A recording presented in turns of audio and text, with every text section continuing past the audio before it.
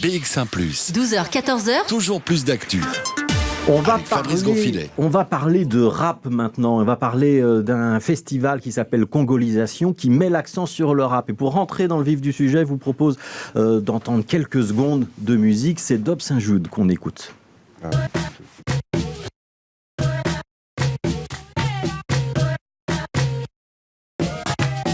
I'm like my mama. Sometimes it's drama. Forget the karma. Might hear me holler. Reverse Madonna, that's me. My bike's a Honda, that me. Michelle Obama, that me. You feel me holler?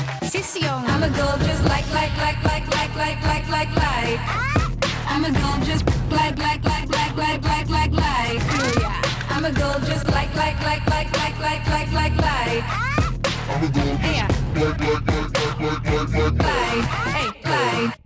Skip train, don't gotta ride.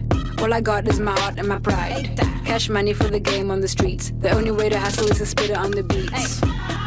Don't fuck around when I come through with the verse and the sound. And the hacks in the biz wanna box on my flow, but I don't give a fuck, I'm the shit and I know. Mama, drama, karma, might hear me holler.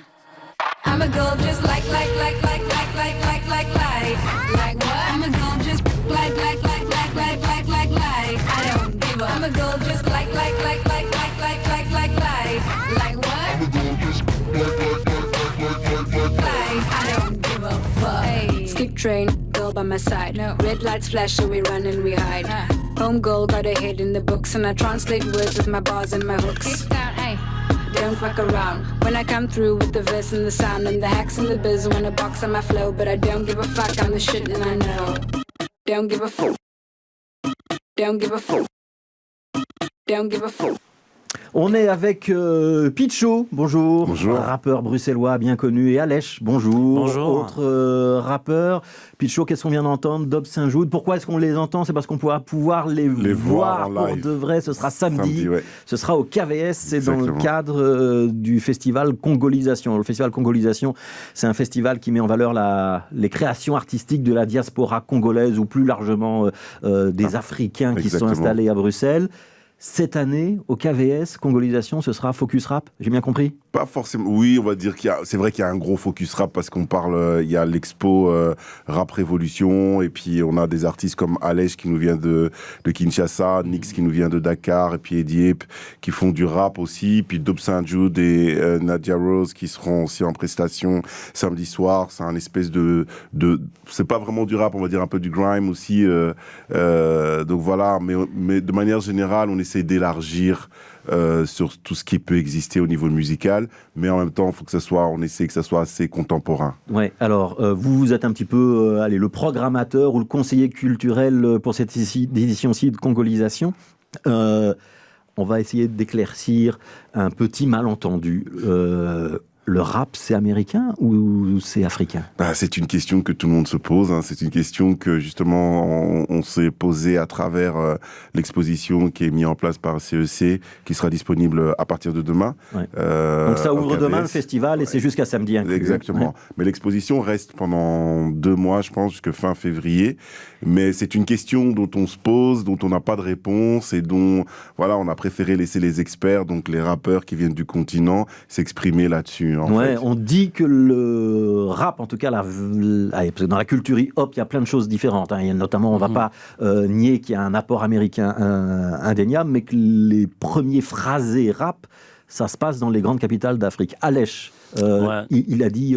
Tout droit de Kinshasa. Ouais, moi, j'avais lu que vous étiez né à Kisangani. Je suis né à Kisangani, j'ai grandi à Kisangani.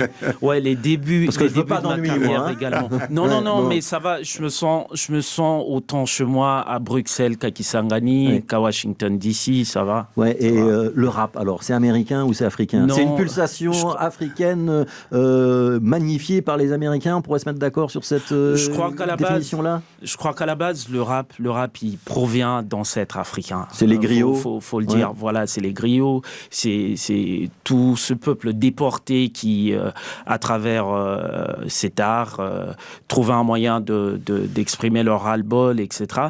Mais à vrai dire, sincèrement, aujourd'hui, je crois que le rap, c'est un peu plus universel. On ne peut plus enfermer le rap dans une boîte pour dire qu'il est soit américain, soit africain.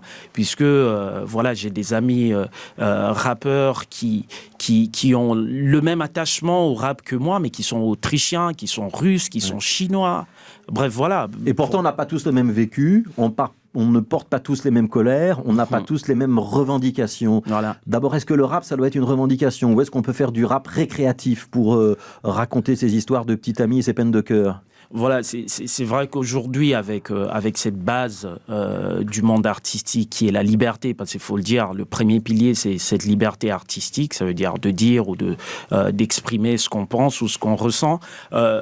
Tout dépend, moi je crois que tout dépend profondément de l'objectif qu'a l'artiste lui-même. C'est vrai qu'il y a des rappeurs qui sont 200% commerciaux, puisque l'objectif c'est de se faire un maximum d'argent et peut-être d'avoir une démarche ostentatoire ou dire voilà, je viens des ghettos, je viens des projects, comme ça se passe aux États-Unis, et voilà, je l'ai fait. C'est les fameux clips avec les grosses voitures.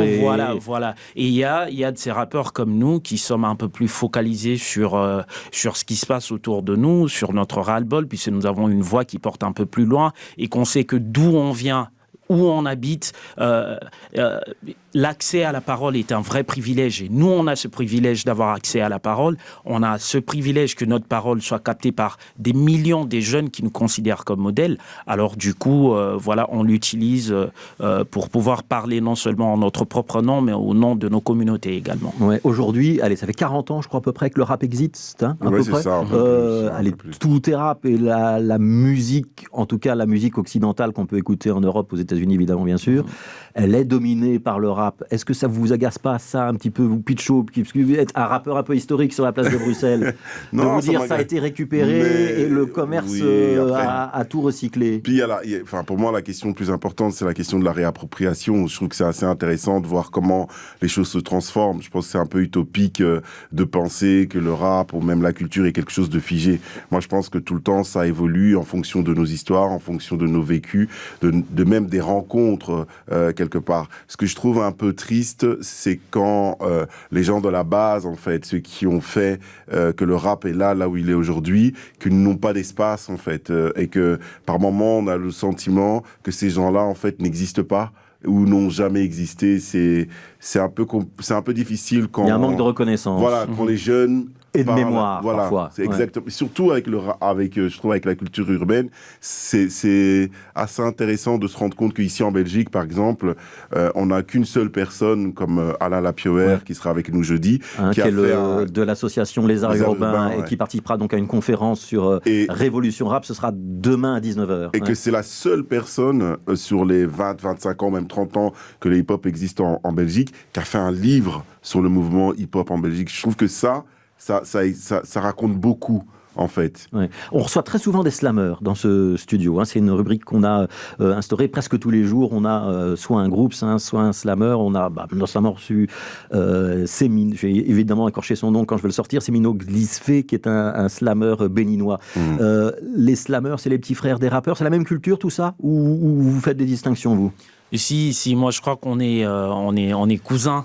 On est cousins très très proches, mais voilà, c'est vrai qu'au niveau de la percussion, par exemple, au niveau de la rythmique, il y a des choix différents qui ont été faits. Nous, on a une vraie base, une base qui est vraiment enracinée dans le beat, dans ce qu'on appelle le beat, et que les slammers, ils donnent un peu plus de place à la parole, à la voix, qu'aux instruments. Mais voilà, aujourd'hui, c'est vrai qu'avec... certains passent de l'un à l'autre, d'ailleurs. Voilà, et c'est exactement ce que j'ai fait il y a 8 ans. Il y a 8 ans, j'étais un peu plus dans le slam, et après, j'ai dû revenir à mes premiers amours, le rap, quoi. Ouais. Alors, on reparle de congolisation 2 minutes, Pitcho, pour dire, alors, il y a cette discussion qu'on a là sur la place du rap, le message du rap, l'évolution du rap, ses origines. Donc, il y aura une conférence demain soir, il y a une exposition. Il y aura des concerts, parce que faut quand même signaler ça aussi, c'est important. Donc vous, Alej, c'est demain soir. Demain soir, ouais. À partir de 20h30, et il faut le dire, au-delà des collègues rappeurs bruxellois, on partage la scène avec et Nix qui nous vient du Sénégal. Voilà.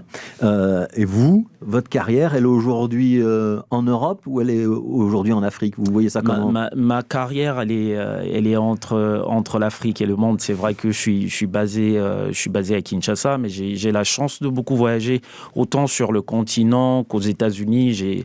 Faut dire, ma première tournée aux États-Unis, par exemple, date il y a à peu près 10 ans. Et voilà, j'ai la chance d'aller, de revenir. C'est un vrai privilège pour nous qui sommes au pays, parce que là, il faut le dire, il y a une question importante de mobilité d'artistes qui est un vrai challenge. Vous avez eu la chance d'avoir un single qui a bien marché, c'était il y a 3-4 ans, c'est ça? Non, il y a 2 ans, il y a 2-3 singles qui se sont enchaînés et qui m'ont donné une vraie notoriété. Je vais pas me risquer dans la prononciation, mais c'est Omotema Mabé. Omotema Mabé. Voilà, pour dire en français, ça veut dire tu as mauvais cœur. Ouais. C'est un single qui est très très engagé politiquement. Ouais. C'est ça que vous allez ce morceau-là, vous allez interpréter demain soir? Si, naturellement. Ouais. Naturellement, il y a une forte communauté qui viendra, donc ouais. Ouais. Donc là, demain soir, il y a 3 artistes. C'est ça. Samedi soir, il y a un autre concert rap, donc c'est Nadia Rose et Dob Saint-Jude qu'on a entendu en début d'entretien.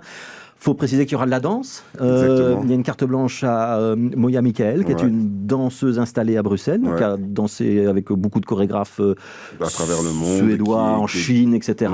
Qui est d'origine sud-africaine. Ouais. Et il y a des expositions, il y a plein de choses qui se passent. Ouais. Exactement. Pitcho, la prochaine fois que vous venez, c'est pour nous parler de quoi? D'un album? La prochaine fois, non, je viendrai vous parler de ma prochaine pièce de théâtre qui est inspirée, je dis bien inspirée de l'œuvre de James Baldwin, La prochaine fois le feu, et qui se passera fin mars 2020. Ouais, et Alej, quand vous repassez par Bruxelles, ça sera pour vous présenter mon album Mongongo qui arrive dans le 2e semestre de cette année. Vous savez, vous êtes le bienvenu dans ce studio. Merci, et donc vous revenez avec plaisir. L'un et l'autre, on est très intéressés et très fans des cultures urbaines ici à BX1. Donc franchement, cette maison est la vôtre. On espère que vous repasserez. Je rappelle que c'est donc le festival Congolisation qui a lieu au KVAS, le théâtre flamand au centre de Bruxelles. C'est très facile à trouver si vous ne connaissez pas. Ça commence demain, jeudi, et c'est jusqu'à samedi soir.